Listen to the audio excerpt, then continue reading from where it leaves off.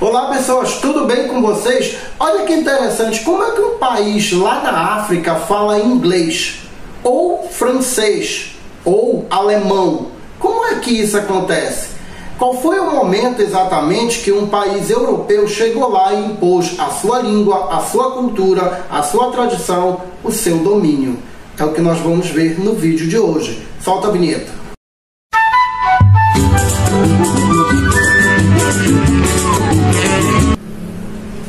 Então pessoas, eu sou o professor Keiler e você está no canal H de História. E se você chegou até aqui, aproveita então e fique com a gente até o final desse vídeo. Lá no final você deixa nos comentários o que você achou de tudo que você ouviu aqui. Deixe também o seu like maravilhoso. Não é inscrito? Então aproveita, se inscreva, ative as notificações para você ficar por dentro de tudo que rola por aqui. Hoje nós vamos falar sobre o imperialismo e o neocolonialismo lá no século XIX. Vamos para o vídeo. Há uma frase de um líder político chamado Vladimir Lenin que diz: o imperialismo é filho da industrialização. Isso significa dizer, naturalmente, que sem industrialização não haveria imperialismo. E, de fato, a industrialização praticamente obriga essas potências industriais ou as nações apenas industrializadas a buscar territórios, a buscar colônias, e isso daí iniciaria o que a gente chama de expansão imperialista. No entanto, é importante que a gente leve em consideração que não é um primeiro momento em que principalmente países europeus se lançam em busca dessas colônias, se lançam em busca desses territórios. Lá no século XVI, com a expansão marítima, a gente verifica então a tentativa de chegada ao Oriente, submetendo a África, a Ásia e a América, recém-descoberta então naquele momento, a um regime de colonialismo. No século XIX, novamente os países vão se lançar em busca dessas colônias e nós vamos chamar isso de neocolonialismo, ou seja, um novo colonialismo, uma nova colonização, em um outro contexto, com outras características específicas desse momento. E enumerar essas características é um elemento fundamental para a gente definir o que seria o imperialismo europeu do século XIX. O primeiro elemento é o contexto histórico, que vai então marcar o neocolonialismo ou imperialismo. É importante que a gente leve em consideração que isso acontece principalmente a partir da Segunda Revolução Industrial. Os países, quando se industrializaram, passaram a ter a necessidade de buscar matérias-primas, fontes de energias e mercados consumidores para os seus produtos, para a sua industrialização se tornar naturalmente sustentável. E aí então eles vão em busca dessas colônias que estão lá na África, que estão na Ásia e que também estão na América. É importante levar em conta que essa busca de matérias-primas, de fonte de energia e de mercados consumidores, nós damos o nome de imperialismo. Trocando em miúdos, imperialismo seria suprir a necessidade da industrialização trazida a esses países que passaram por este processo. Para alguns estudiosos, o imperialismo se dá na fase superior do capitalismo, que é chamado de capitalismo monopolista. É importante que a gente leve em conta que o Estado praticamente é dominado pela burguesia e naturalmente está ali existindo e ao mesmo tempo atendendo os interesses da burguesia, que fortalece através de leis as grandes empresas, que vão se tornar então grandes conglomerados econômicos, que também a gente pode chamar de oligopólios, que são grandes empresas que vão se expandir para outros territórios através de um processo de transferências de capital. Uma empresa muito forte na Inglaterra precisa de mercados e precisa de suprimentos para a produção, então ela implanta uma filial em algum lugar da África onde tenha todos esses suprimentos, ela implanta uma outra filial em algum lugar da Ásia, e esses grandes empreendimentos começam a se expandir, dominar esses territórios, que em um momento anterior a gente chamou de colônias. Entre esses conglomerados, a gente verifica o que a geografia chama de trustes, de cartéis, de holdings, que seriam basicamente grandes empresas de um determinado país que vão se instalar no outro país, dominando econômica e às vezes militarmente esse país, para que ele lhe sirva como fonte de matérias-primas, de energia e também seja um eficiente mercado consumidor. O próximo item é entender que o imperialismo europeu ele vai se direcionar basicamente para a Ásia e para a África. Não que outros continentes não fossem alvo da sua cobiça ou dos seus interesses. Basicamente ali o ponto de fixação desses empreendimentos. É importante levar em conta que muitos países aproveitavam também esses lugares para enviar o excedente de população, o excedente de mão de obra. Haja vista que na Europa muitas revoluções, muitas reivindicações estavam acontecendo, então eles aproveitavam para mandar esse excedente para ali. É interessante destacar que eles vão preferir os territórios que têm os suprimentos que vão ser indispensáveis para a indústria. E ali eles vão chegar e vão praticamente explorar tudo. É muito interessante que a gente destaque que quanto maior for a presença europeia nesses países africanos e também nos asiáticos, maior também será o prejuízo para esses países desses continentes. Esses países dominados enfrentarão uma miséria que é proporcional à presença e à intensidade da exploração desses europeus. Embora a América ela não tenha sido o principal alvo do imperialismo do século XIX, a gente deve levar em consideração que os Estados Unidos, enquanto uma potência industrial e também uma potência imperialista, vai também dominar o continente americano, vai dominar a América do Sul. Ali a gente verifica a dominação de países centrais, onde ele leva suas empresas e toda uma infraestrutura, como por exemplo a construção do Canal do Panamá, empresas de bebidas e de outros produtos que vão invadir e dominar economicamente aquelas regiões. Os Estados Unidos tentavam diminuir ao máximo a presença europeia no continente americano, inclusive popularizando uma ideia que foi então colocada como a doutrina do presidente James Monroe ali na primeira metade do século XIX, que dizia, através da chamada doutrina Monroe, que a América era para os americanos, que a gente tem várias traduções disso, como por exemplo, a América Latina deveria ser para os Estados Unidos e não para o continente ou os países do continente europeu. Sem dúvida nenhuma, você já entendeu que o objetivo da expansão imperialista é a exploração de cada um desses territórios. O que a gente percebe é que as teorias que vão justificar essa expansão são outras. E nós vamos perceber a reativação de antigas teorias lá do século XVI, quando os europeus diziam que estavam dominando esses territórios para levar a fé cristã, para levar a salvação, para levar todos os benefícios que a religião cristã poderia então oferecer a essas pobres almas. No entanto, é importante que a gente leve em conta que o interesse econômico ele é o fundamental, mas precisa ser justificado.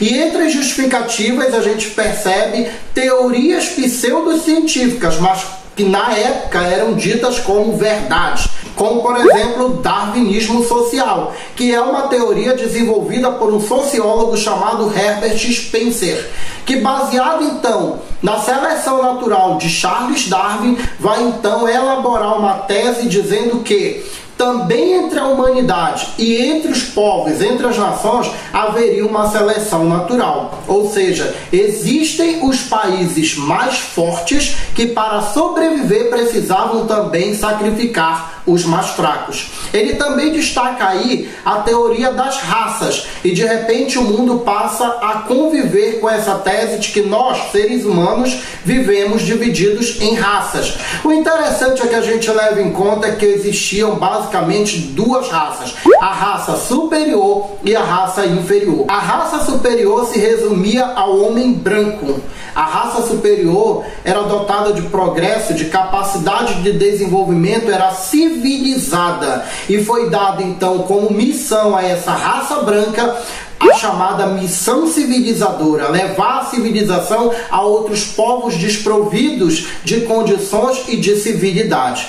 O branco europeu então se coloca como essa raça superior a serviço dessa missão civilizadora, dada a eles por Deus, para então dominar e justificar a dominação a esses países. A raça inferior era tida como selvagem, desprovida de capacidade de progresso, desprovida de conhecimento e incapaz de desenvolver o território onde viviam.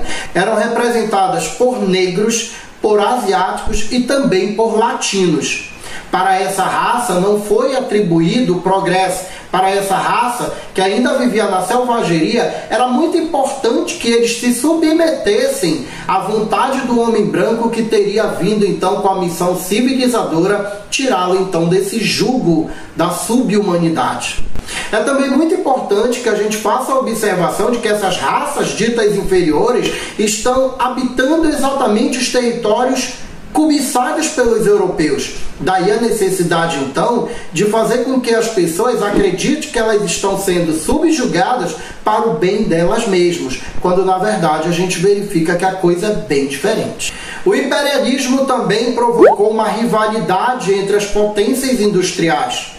Na tentativa de dominar o maior número de colônias, que seria também o maior número de mercados, esses países começaram então a se aliar entre si para derrotar um outro inimigo comum. E isso gerou o que a gente chama de sistema de alianças, dando início então a duas grandes e famosas alianças desse período, que seria a Tríplice Aliança e a Tríplice Entente, que mais tarde, em 1914, elas vão então se enfrentar num outro episódio que a gente chama de Primeira Guerra Mundial. Entre os elementos destacados do imperialismo, a gente pode prosseguir com a dominação, por exemplo, da África. Aqui nesses dois mapas a gente percebe, por exemplo, num primeiro de 1880, que a presença europeia, embora já existisse, ela não seria tão intensa quanto ela vai ser mais tarde, no mapa do lado, onde a gente percebe que em 1914 ela já está bem mais dividida e bem mais disputada pelos países da Europa. Aqui a gente percebe também que a Grã-Bretanha e a França, elas possuem mais domínios do que as outras nações. A Alemanha, por exemplo, tem bem menos colônias. Isso daí é um dos elementos que vai gerar a disputa por colônias e a rivalidade imperialista. A divisão da África ela se dá formalmente com a Conferência de Berlim em 1885, onde os países europeus se reuniram para decidir de que forma eles dividiriam o território africano. É bom levar em consideração que quando a Conferência de Berlim acontece, muitos países já tinham uma grande quantidade de colônias ali no território. E uma redivisão, por exemplo, para a França e para a Inglaterra, não interessava, era muito mais interessante para a Alemanha.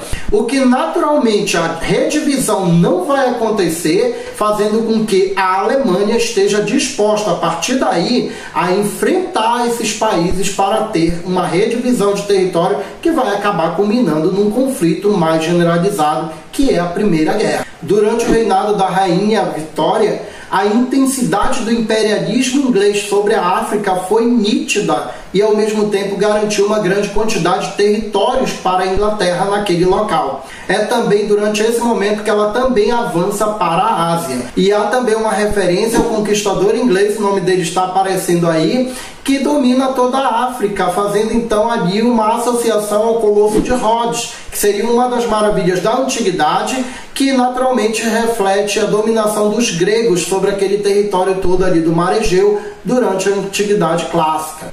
O domínio da Bélgica sobre o Congo africano é um dos elementos que mostra o quanto estava intenso e forte esse poder dos países europeus na colonização desses territórios.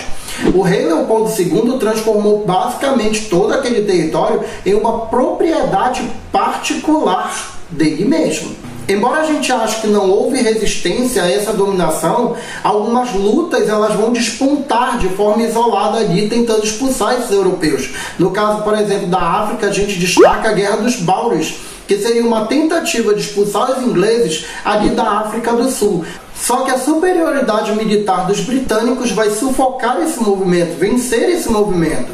O que não quer dizer, naturalmente, que ele não tenha acontecido, mas ele não foi suficiente para conquistar o seu objetivo. O imperialismo europeu também vai ser muito feroz e muito intenso na Ásia, e aqui a gente destaca dois locais em especial.